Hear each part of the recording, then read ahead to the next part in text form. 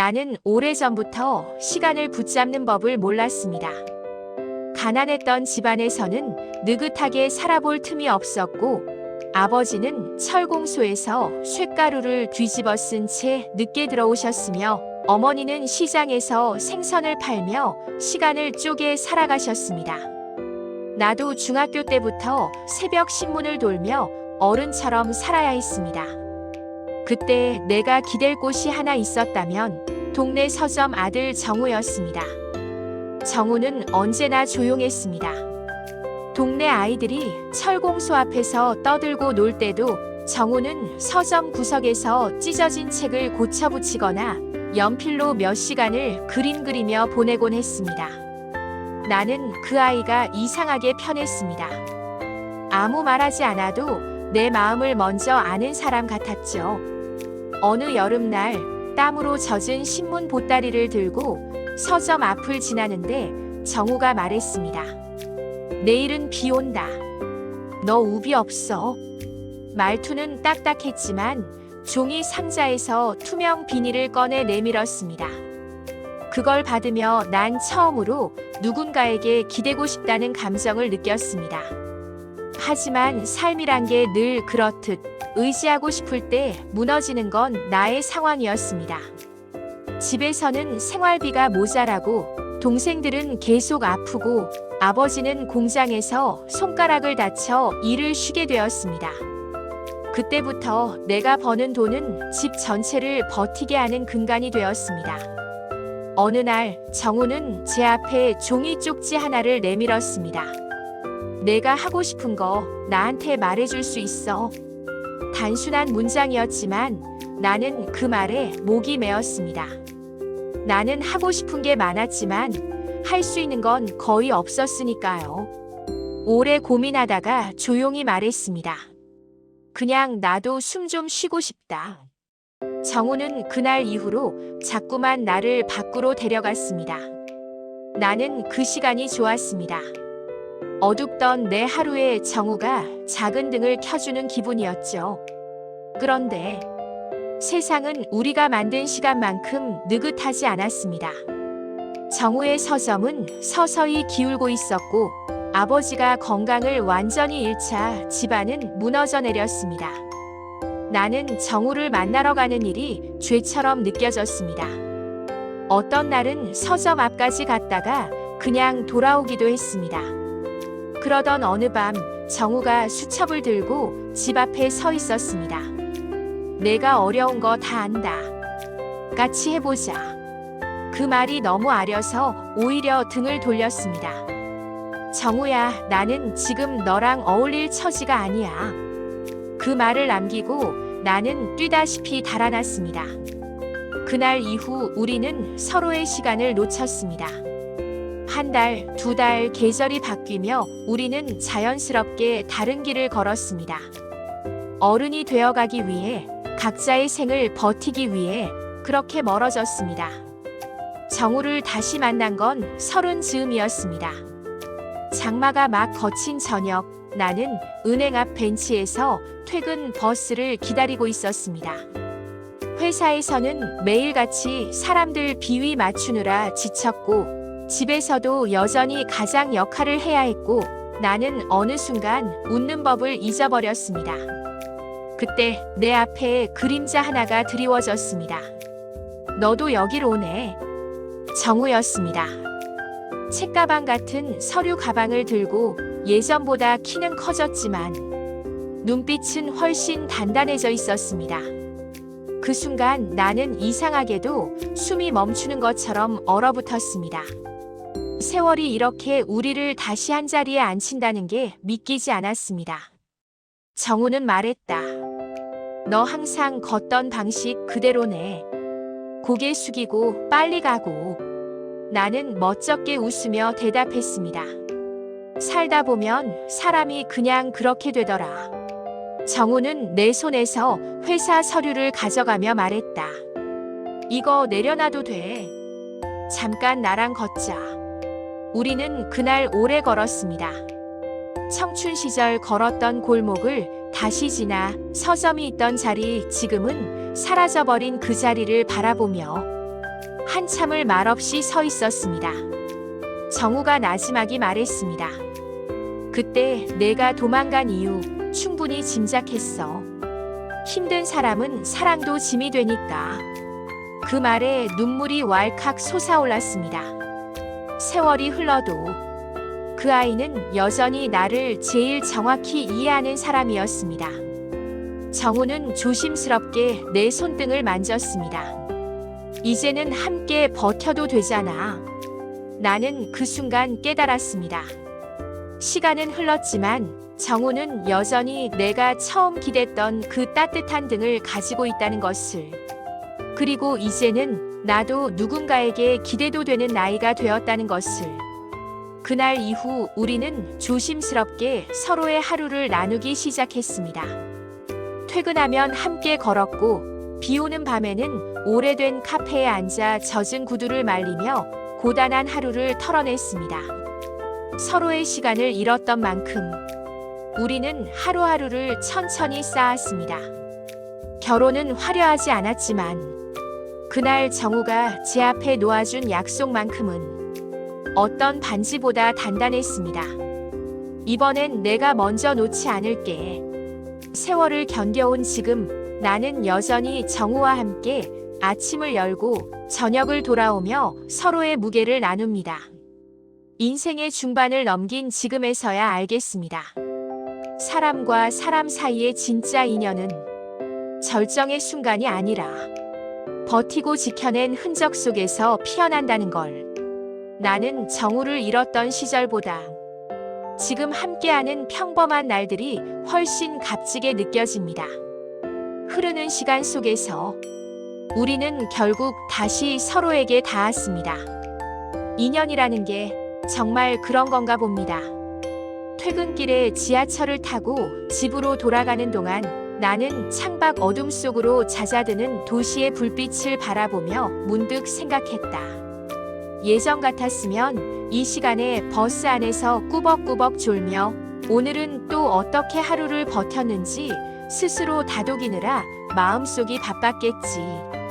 그런데 지금은 이상하게도 하루의 끝이 덜 흐트러져 있다. 누군가가 나를 기다리는 집이 있고 그 기다림이 부담이 아니라 안도라는 사실이 이렇게 사람을 바꾸는구나 싶다. 나는 가끔 그 변화가 낯설면서도 또 고맙기도 했다. 집 현관문을 열면 제일 먼저 커피 향이 난다. 정우는 요즘 퇴근하면 꼭 작은 드립을 내려놓곤 한다. 예전엔 그런 사람이 아니었다. 아니, 어쩌면 그땐 아직 드립포트를 살 여유도 마음의 빈틈도 없었을지 모른다. 우리는 서로 각자의 버티기만 하던 시절이 길었으니까. 나는 구두를 벗고 천천히 방 안으로 들어가 앉는다. 하루의 무게를 내려놓는 이 작은 의식이 요즘 나를 제일 안정시키는 것 같다. 정우는 말수가 많은 사람은 아니지만 집안에서는 가끔 장난스럽게 말을 건다. 예를 들어 오늘 아침에는 내 도시락통을 들어 올리며 또 반찬 통째로 들고 갈 작정이야 하고 웃더라. 나는 쑥스러워서 괜히 얼굴을 찌푸렸지만 사실 그 말투가 좋아서 한참 마음이 간질거렸다. 내가 어릴 때는 누가 나를 이렇게 가볍게 놀리거나 어루만져 준 적이 없었다. 그래서인지 어른이 된 지금에도 이런 사소한 스킨십, 사소한 농담이 나를 얼떨떨하게 만든다. 하지만 그 어색함이 좋았다. 내가 누군가와 이런 안온함을 나눌 수 있다는 것, 그게 아직도 신기한 거다. 퇴근 후 둘이 함께 저녁을 해먹는 날도 많다.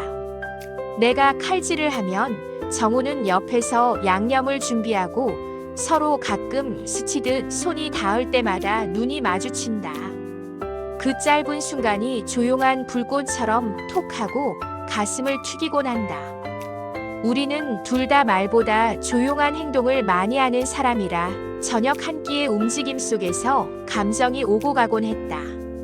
어떤 날은 정우가 조용히 라디오를 틀어놓는데 오래된 노래가 흘러나오면 나는 이유 없이 목이 뜨거워졌다.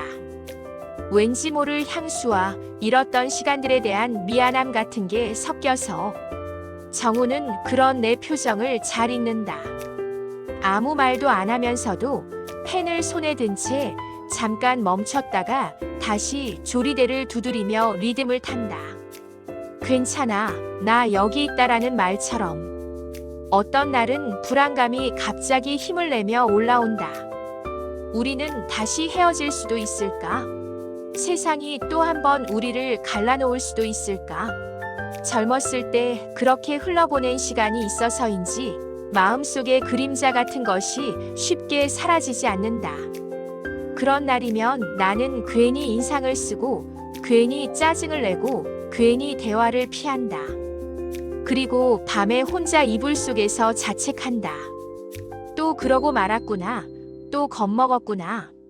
하지만 정우는 절대 내 감정을 억누르지 않는다. 어느 날 밤에도 내가 괜히 예민해져 말투가 날카로워졌을 때 정우는 잠시 조용히 있다가 내 손등을 가볍게 만졌다. 오늘 힘들었지? 그 말 한마디에 눈물이 그 자리에서 뚝 떨어졌다. 이유도 모르고 나는 울어버렸다. 숨겨두었던 감정이 그 말에 반응이라도 한 듯 터져나온 것이다. 정우는 괜히 달래려 하지도 않고 이유를 캐묻지도 않고 그저 그 손짓 하나로 내가 울어도 괜찮은 자리라는 걸 말해주었다. 그날 이후 나는 불안이 올라올 때마다 마음속으로 되뇌었다. 지금은 도망치지 말자. 그때의 나처럼 등을 돌리지 말자. 정우는 이미 오래전에 내 손을 잡을 준비가 되어 있었던 사람이니까. 이제는 나도 그 손을 뿌리치지 않을 힘이 생겼으니까. 주말이면 우리는 종종 옛 동네로 산책을 나간다. 서점이 있던 자리에는 작은 벤치와 화단이 들어서 있었다. 서로 말없이 그 자리에 서면 마치 과거의 우리를 한참 멀리서 바라보는 기분이 든다. 그때 내가 그 벤치 앞을 맴돌다 돌아섰던 날도 생각난다. 힘들어서 겁이 나서 내 삶이 정우의 삶을 끌어내릴까봐 도망쳤던 날. 그때 돌아서던 내 발걸음이 얼마나 무거웠는지 지금도 생생하다. 그 자리에 서 있을 때마다 정우는 꼭 한 번은 내 손을 감싸주었다. 말도 없이. 마치 그 시절의 마음까지 내가 같이 잡아줄게라는 듯. 나는 그 손의 온기에 아직도 놀란다. 시간이 그렇게 흘렀는데도 우리는 여전히 같은 온도로 서로에게 닿을 수 있다는 게 요즘 우리 사이엔 큰 사건 같은 건 없다. 대신 아주 작고 고른 파동들이 이어진다. 출근 전 서로의 넥타이를 맺어보기도 하고 아침에 눈을 뜨면 정우가 커튼을 살짝 열어둔 채 일어나기 싫지 하고 웃는다. 나는 그 말이 너무 좋아서 보통은 힘들어하는 아침을 조금 더 기대하게 되었다. 회사에서 힘든 일이 있으면 점심시간에 아주 짧은 문자 하나가 온다. 잘 버티고 있지? 그 한 줄이 손바닥에 따뜻하게 남는다. 어떤 날은 정우가 먼저 퇴근해 오랜만에 라면을 끓여놓고 나를 기다리기도 한다. 라면 냄새가 집안을 꽉 채운 날이면 우리는 아이처럼 웃는다. 그럴 때면 문득 어릴 적 우리가 서점 구석에 자리 잡고 앉아 종이 비닐을 접고 빈 종이를 나누던 기억이 되살아난다. 그때는 몰랐다. 시간이 이렇게 돌아서 우리를 다시 한 자리에 앉힐 거라는 걸. 그날들 이후 나는 깨달았다. 사랑이라는 건 커다란 사건으로 증명되는 게 아니라 이렇게 조용하고 잔잔한 반복 속에서 더 깊어진다는 것을. 누구는 말할지도 모른다. 시간이 지나면 이런 감정도 무뎌질 거라고.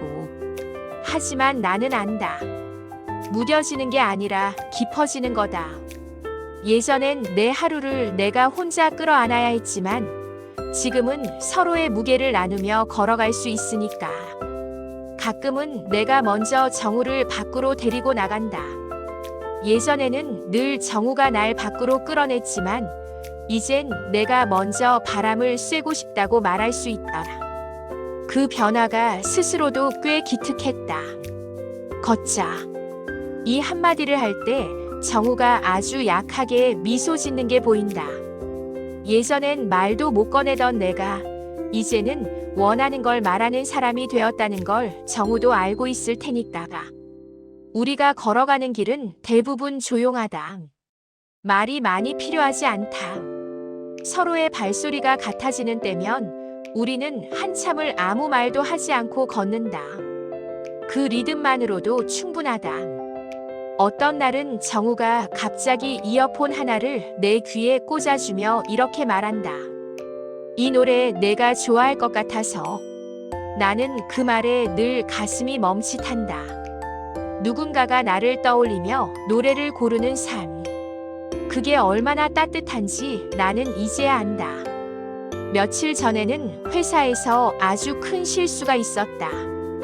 팀장에게 크게 혼나고 마음이 철렁했는데 퇴근길 내내 가슴이 쪼여와 결국 입술을 깨물며 눈물을 참았다. 집에 도착해서도 한동안 현관 앞에 앉아 신발을 벗지 못했다. 그때 정우가 문을 열었다. 놀라지 않고 추궁하지 않고 단지 내 눈가를 한번 보고는 그대로 무릎을 꿇어 내 신발을 벗겨주었다. 오늘 많이 힘들었구나. 나는 그 말에 다시 울어버렸다. 정우는 조용히 나를 안아주고 등을 쓰다듬었다. 그때 느꼈다. 나도 이제 누군가 앞에서 울어도 되는 사람이 되었다는 걸. 어릴 때 나는 기댄다는 게 어떤 건지 몰랐다. 늘 버티는 게 당연하고 울면 가족이 걱정하니 참아야 한다고 생각했다. 그런데 정우를 다시 만난 뒤 나는 서서히 배웠다. 사람에겐 기대는 순간이 필요하다는 걸. 그리고 그걸 받아주는 손길이 한 사람만 있어도 삶이 얼마나 바뀌는지. 나는 아직 완벽한 사람은 아니다. 불안도 남아있고 가끔은 예민하고 가끔은 과거가 다시 나타나 마음을 덜컥 흔든다. 하지만 달라진 게 하나 있다면 나는 더 이상 내 감정 때문에 스스로를 꾸짖지 않는다. 정우가 늘 말한다. 너는 그냥 너여도 돼. 그 말이 내 내면의 금고를 하나씩 열어주었다. 오늘 저녁에는 우리가 새로운 화분을 샀다. 둘 다 식물에 영 소질은 없지만 새순이 나올 때마다 괜히 서로 자랑을 한다. 이건 내가 물 줘서 그런 거야. 아니야, 내가 빛 잘 들어오게 돌려놨잖아. 그렇게 유치한 말다툼을 하다가도 눈이 마주치면 둘 다 웃고 만다. 나는 이런 일상이 좋다. 특별하지 않아서 더 단단하고 조용해서 더 깊은. 나의 과거는 늘 급박하고 숨가빴다. 누군가의 짐을 대신 들고 누군가의 눈치를 보며 살아야 했던 시절이 길었다. 그래서 지금의 평온이 때로는 사치처럼 느껴지기도 한다. 하지만 그 평온을 지켜내는 사람도 결국 우리 두 사람이다. 우리가 함께 겪어온 시간, 서로 놓쳤다가 다시 잡은 그 시간을 생각하면 이 고요함은 오래 기다려온 보상처럼 느껴진다. 가끔 거실 불을 끄고 둘이 소파에 나란히 앉아 창밖을 바라본다. 빗소리가 들리는 날이면 더욱 그렇다. 정우는 내 손을 잡고 가만히 비를 듣는다. 우리 참 오래 돌아왔지. 그 말에 나는 작은 웃음으로 대답한다. 그래도 결국 왔잖아. 그 말에 정우가 고개를 끄덕이며 속삭인다. 응. 결국 우리는 서로에게 왔어. 그 순간마다 나는 깨닫는다. 잃었던 시간이 아무리 아파도 지금 우리가 쌓는 시간은 그보다 훨씬 단단하다는 것을. 사람과 사람 사이의 믿음은 그렇게 천천히 깊어지고 서로의 삶을 덜어주며 조금씩 더 단단해진다는 것을. 나는 이제 더 이상 시간을 붙잡으려 하지 않는다. 예전처럼 조급하게 흐름을 막으려 하지도 않는다. 대신 흐르는 시간 속에서 손을 놓지 않는 법을 배웠다. 정우는 이제 내 옆에서 조용히 웃으며 하루를 열어준다. 그리고 나는 그 옆에서 늦게나마 배우고 있다. 기대는 법을, 숨 쉬는 법을, 누군가와 함께 시간을 살아가는 법을. 흐르는 시간 속에서 우리는 끝내 서로에게 닿았다. 그리고 나는 안다. 앞으로도 수많은 날들이 우리를 시험하겠지만 이번엔 도망치지 않을 거라는 걸. 정우도 나도. 우리는 서로의 시간을 천천히 단단하게 함께 만들어가고 있으니까.